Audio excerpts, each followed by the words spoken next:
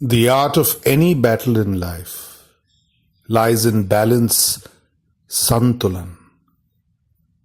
The concept of mind-body-spirit balance is key in Hindu mysticism and spirituality. Krishna is teaching Arjun the same principle in the Bhagavad Gita. Again and again Krishna tells Arjun, "Oh Arjun, be balanced.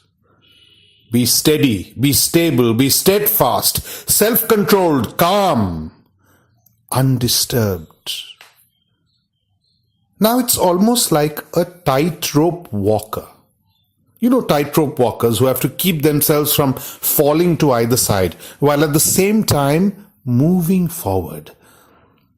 But what he really has to do is to keep his balance with the balancing pole. He must keep moving on. He cannot stop.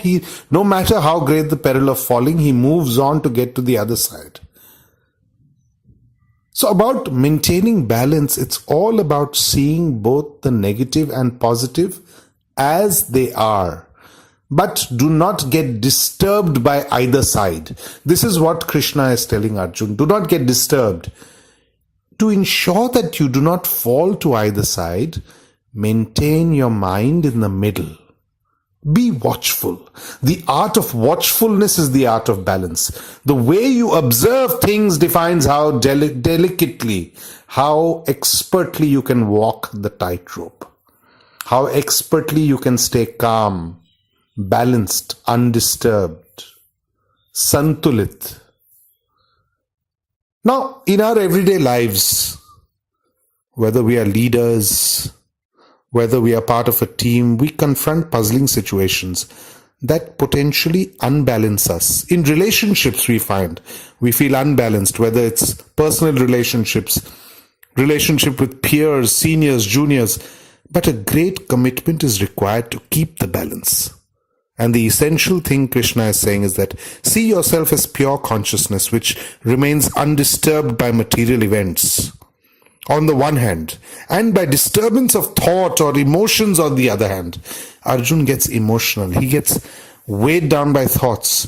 But this way you remain free to maintain an outlook that gives you more composure, more equilibrium, more steadiness.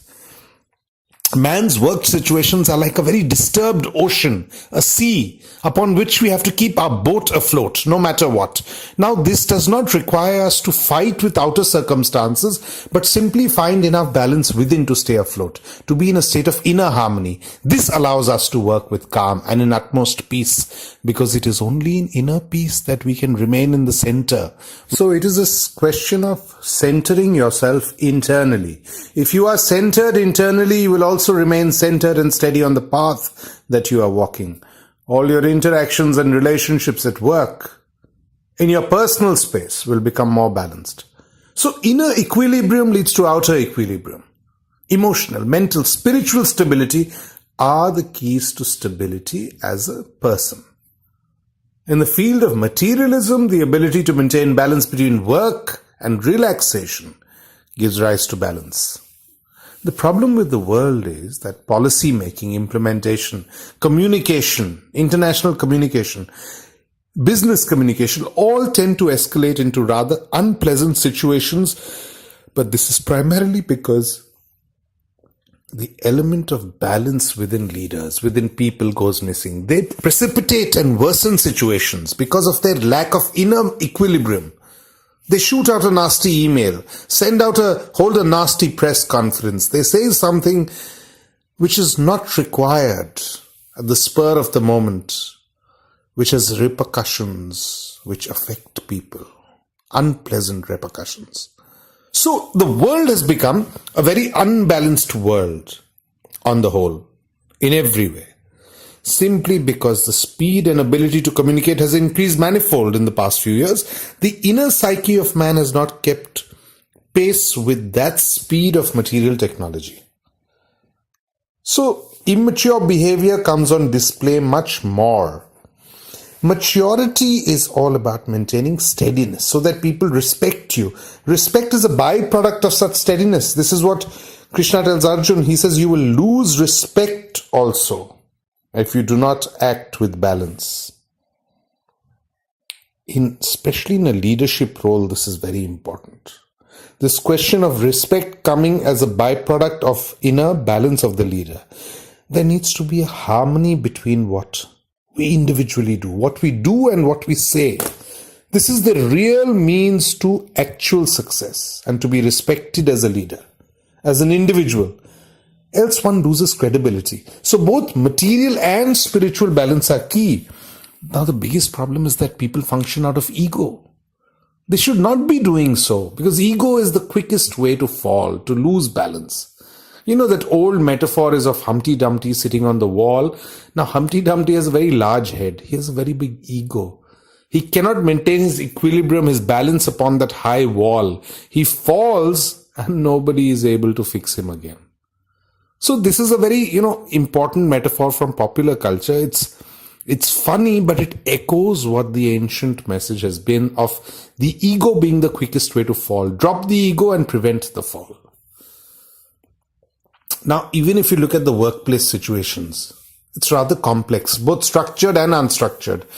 Leaders are supposed to work within structures of organizations, but at the same time, give freedom to people so that their innate creativity is not compromised. You are to lead, but not to regiment. Then only good results come. Innovative results come. So you have to create an energy within team, within groups, so that everybody is harmonized, steady, balanced. So this balance between structure and freedom has to be made also.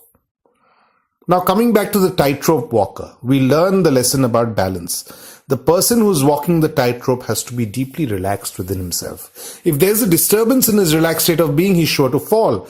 To maintain pure balanced consciousness, the entirety of his being, his breathing, his body, his feelings, all have to be relaxed. And that is the state Arjun comes to by and by. He starts understanding that the key is Santulan. He starts understanding that he is to function without the heaviness of anxiety or fluctuations of mood. He understands that he is to be in the center of himself. He is to remember who he is. Essentially, that is the teaching. That one is a witnessing consciousness. And with this attitude that you are just a witnessing consciousness, no outer disturbance will be able to destroy your inner equilibrium. And a person who is in inner equilibrium is not destroyed by outer circumstances. In fact, she or he attains to a greater liberation of their potential. It is all about allowing the ego to disappear. It is all about working with joy, acting with joy, but being attentive. At the same time, it is about being relaxed within yourself, in your actions, not anxiety-ridden. So it also means being in an inward state of almost meditative consciousness.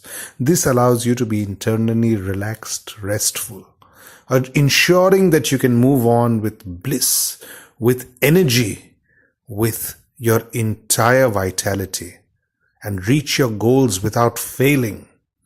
And this is the state that Arjun gradually moved towards.